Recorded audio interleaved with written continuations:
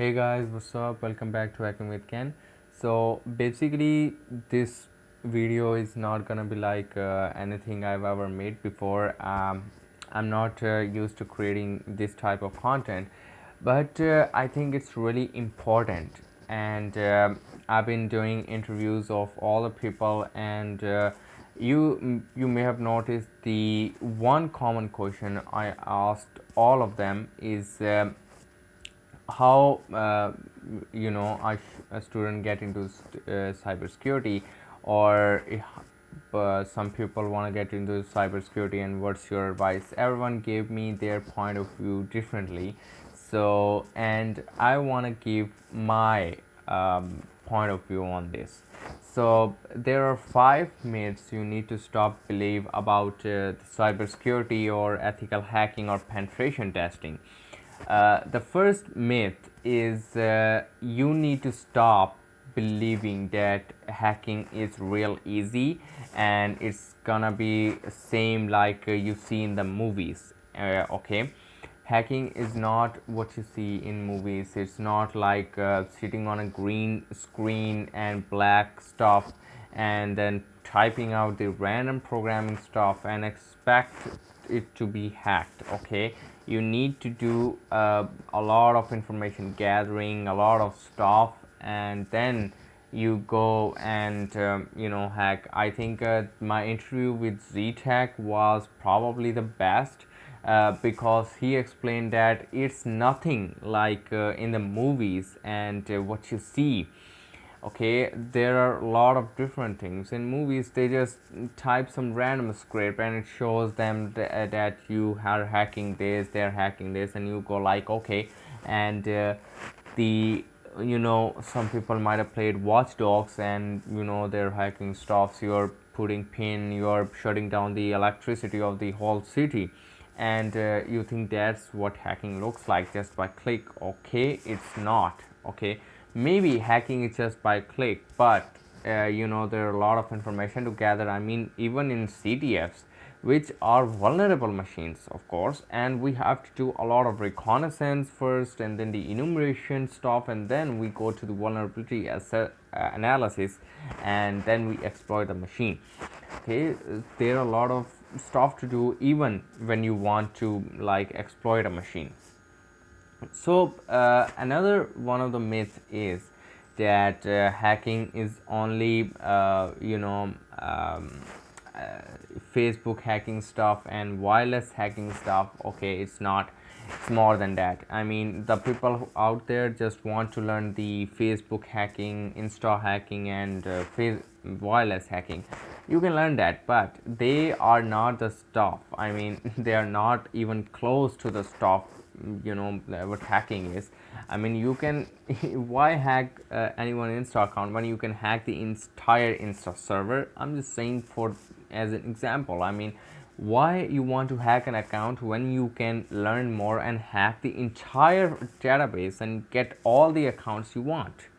Okay, so I think that's what you should shoot for, not for something more or less which is not even close to hacking, and you learn nothing. You just go and run the scripts all by yourselves and just do what tutorials say, and then you say bam, I hacked, but you didn't. You don't know the back end of any of the stuff. Okay, now the next myth is that hacking is all about tools and using the Kali Linux. Okay, I do myself use Kali Linux, but I wouldn't say that I use it for hacking. I would say I use it for penetration testing. And those who don't know what is penetration testing, it is basically you test websites or machines to find the vulnerabilities in a machine, and you can write report. So it's basically a definition of a white hat hacker which do legal stuff under company or as a freelancer. Okay, so you can do that, and I use it for penetration testing. Okay, so Kali provides you like all the tools and stuff you need, and it's not about tools basically. Like I said, you should know the concept of what you are doing. I mean, if I'm cracking hashes using John the Ripper or Hashcat or any other website online, I should know what's happening in the back end. Okay, I should know what's happening, what step it's gonna follow. Okay, if I don't do that and I just run some random tools to crack stuff and I just don't know what the hell I'm doing, I'm nothing but a script kiddie, and that is like the lowest level in the hacking you can get. Okay, you don't want to be script kiddie for the whole life. Script kiddies are those who use someone else's tools and do their dirty work, but they are completely dependent on the tools. Like let me show you an example. Okay, for example, I have this John tool. John is used for cracking hashes as we know it. We cracked several hashes using the John the Ripper in our previous CTFs, and the mostly hashes I cracked will be mostly RSA encryption keys, and I think I didn't crack any more than that. So you can do that with Hashcat, but most people are just completely reliant on the Ripper. Okay, there is Hashcat. Okay, then there is Johnny for that. Okay, it's GUI interface. Then there is Rainbow Crack, I guess. Yeah, it exists, but I don't know. Okay, Off Crack, I guess. Off Crack, yeah, it's Off Crack. Then you have the Off Crack. Okay, it's use same stuff, but the point is, what I'm trying to say is, if you don't know the concept, basically you can't use the tools right, and you just depend on one tool. For example, if I only learn to crack hashes with John the Ripper, let's say John the Ripper expires and new hashes are in town, and it's very very outdated. What are you gonna do? All right, yeah. So let's say and John the Ripper can crack up to MD5 hashes. What if MD6 comes out, MD7 comes out? I'm just saying an example. MD8 comes out. Then will John will be able to crack it? Of course not. Because why? Because it's an outdated tool. John only can crack hashes up to MD5. It cannot crack the algorithm of MD6. All right. So if you don't know the concept of what is happening, what is going on there, then you are nothing but a script kiddie, and which is like the lowest level. You don't know nothing, you don't know anything, and you are completely dependent on the tools, which is not good. All right, if you want to go deeper, you should understand what is happening. Basically, we understand the concept of what is happening and then we implement it.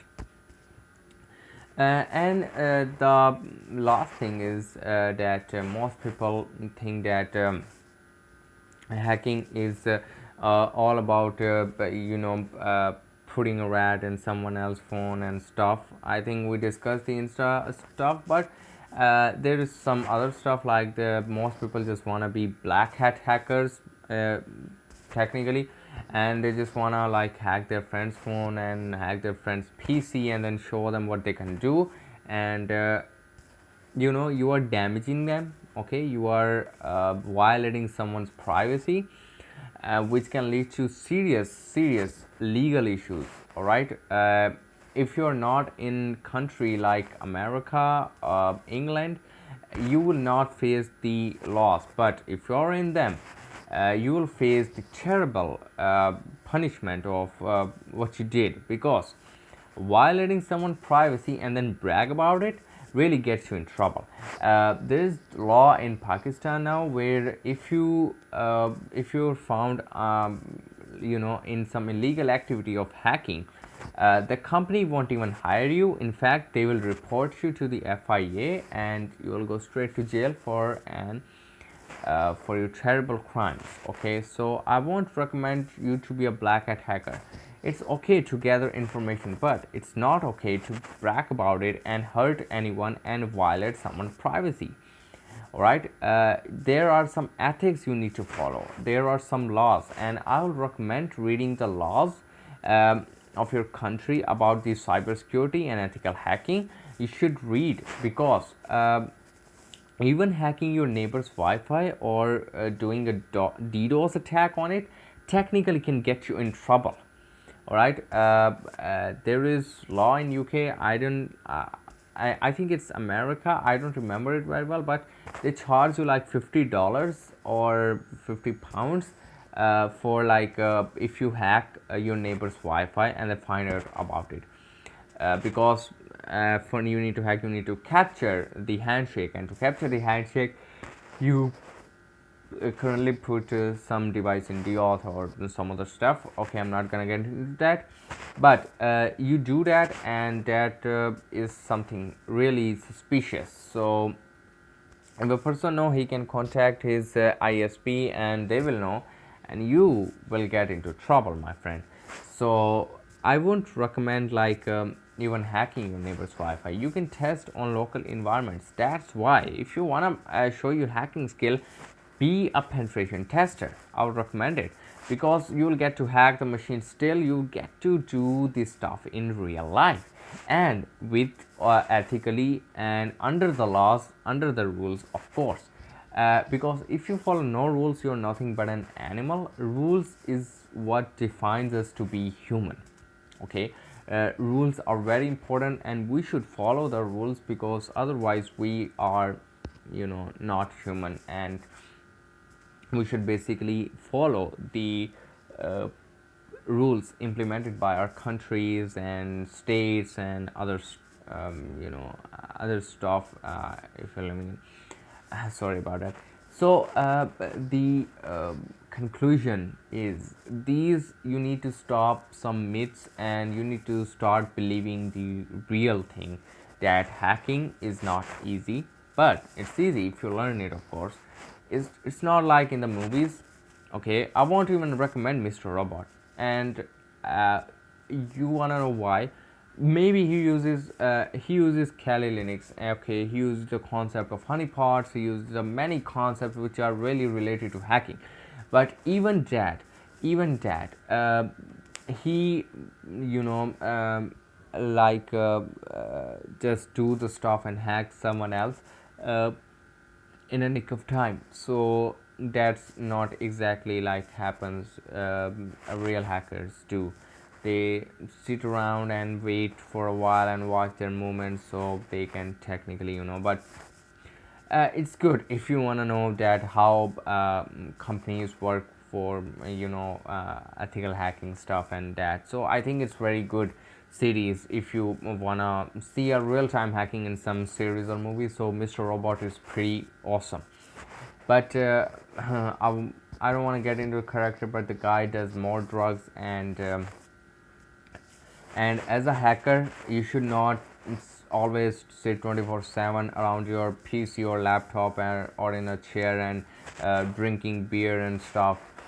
That's not human, to be honest. Technically, I don't approve any of this, because you only get one life, and if you're gonna waste it on hacking, you're gonna regret it the day you die. You will say that I didn't see this place, I didn't see this place. So I think you should get out once in a while. Okay, it's okay to get out once in a while and meet people. If you're not comfortable meeting people, at least get out to buy stuff and just go for a walk. It will be okay. Just go for a ride, and just explore the outside world, and it will be okay. So I won't recommend you sitting around the laptop 24/7 and do the hacking. Okay, more the very intelligent hackers I know are extrovert mostly, because they like to be part of communities. Okay, they want to be like communities, and I'm not talking about the black hat hacking stuff. uh, for me, black hat hacking, the person who hacks the companies are mostly script kiddies, to be honest, because a real person knows that he should do under some ethical stuff. But there's cyber wars going on, so can't really say about that. So I think that's all for today, and hope you goes hope you guys get back to reality and realize that it's not always about these stuff, it's about different stuff and understanding the concept. So I thought that was necessary. And from I'm sorry about that, I'm not uploading my cryptography and Python. I'm really busy these days, guys, sorry about that. I can't like fix my schedule up, and I'll try to make it in next week, and we'll continue with encryptions and then hashing algorithm, of course. So, and the other thing is, I will be uploading my course on Cyber Heaven University. Thanks to Mr. Wolf, he allowed me to make course on Cyber Heaven University. So I'll be making course on Red Team or CTFs, and we'll cover the different concepts, and we'll see. You can take this course for free. So it will be like you can enroll it for free, and I can give a giveaway to a person who first comment or any of that. So I will upload it on Cyberhound University, and I will let you guys know. Okay, so I think that's all for today, and I'll see you guys later in next interview. So I think that's all for today. Bye, guys.